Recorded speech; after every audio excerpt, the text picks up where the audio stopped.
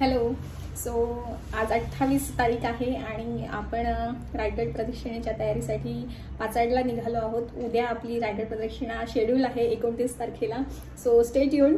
पुढच्या अपडेट्स मी तुम्हाला शो करतच राहीन. सो फायनली आता मी निघालेले आहे आणि पुढच्या अपडेट्स मी तुम्हाला देत राहणारच आहे. आपण we are heading towards Pachad base कॅम्पसाठी निघालो आहोत. मिहीर आणि रश्मी मॅडम येत आहेत. सो मी त्यांची वाट बघते. लवकरच आपण निघणार आहोत इथून. सो फ्रेंड्स, आपण निघालेलो आहोत. लवकरच भेटू आपण पाचाडला. मी तुम्हाला पुढचे अपडेट्स देते. तर दिनांक 28 तारखेला आपली बरीचशी टीम ही पाचाडच्या बेस कॅम्पला तिथे हजर होती आणि त्यांनी कामाला सुरुवातही केली होती. आपण सगळ्या पार्टिसिपंट्सला एक पॅक फूड म्हणून बॅग देत असतो. तर मागच्या ब्लॉगमध्ये मला एक कमेंट आली होती की त्या बॅगमध्ये तुम्ही काय काय देतात. सो मी आता ते सांगते आहे. आपण एक पॅक फूडची बॅग देत असतो. त्यामध्ये 2 संत्री, त्यानंतर चिक्कीचं एक पॅकेट असतं, लेमनच्या गोळ्या असतात आणि त्याचबरोबर ORSचं एक पॅकेट असतं आणि बिस्किटचं एक पॅकेट असतं. सो ते वाटेमध्ये आपल्याला खाण्यासाठी ह्या गोष्टी आपण देत असतो. सो त्या पॅकिंगचं कामही इथे सुरू झालं होतं.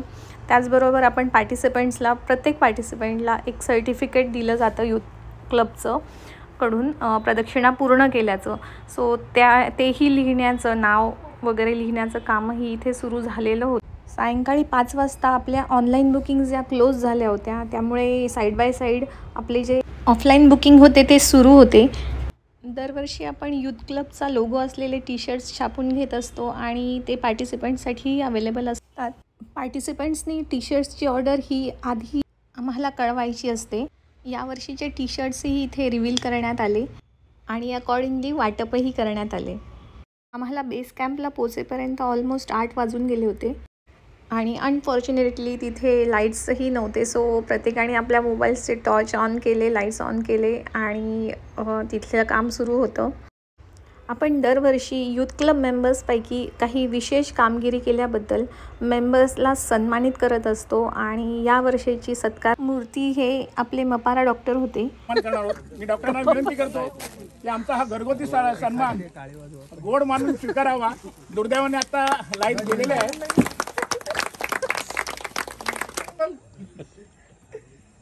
प्रॅक्टिकली 2020 म्हणजे गेले जवळजवळ 4 वर्ष आम्ही सर्वसाधारणपणे रविवारी तर करतोच 50-60 किलोमीटर आणि मग आठवड्यातून आणखीन एखाद दिवस मी बुधवार किंवा गुरुवार एक 25-30 किलोमीटर.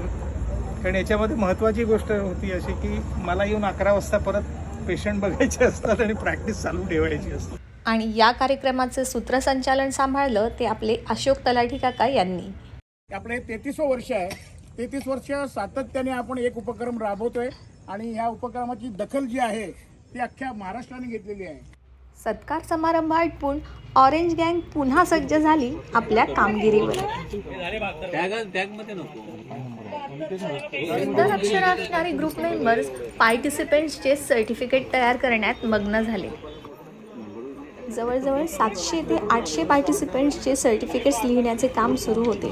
त्याचवेळी तितक्याच बॅग्स तयार करण्याचे कामही साईड बाय साईड सुरू होते.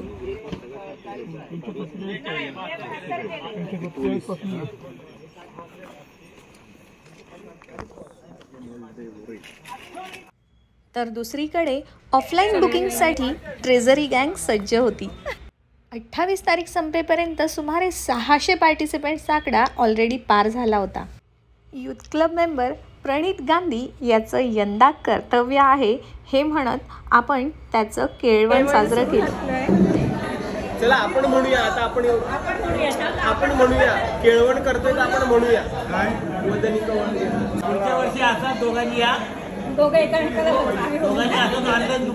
अशा प्रकारे पार पडलं प्रणितचं केळवण. सो अजूनही काम सुरू आहे.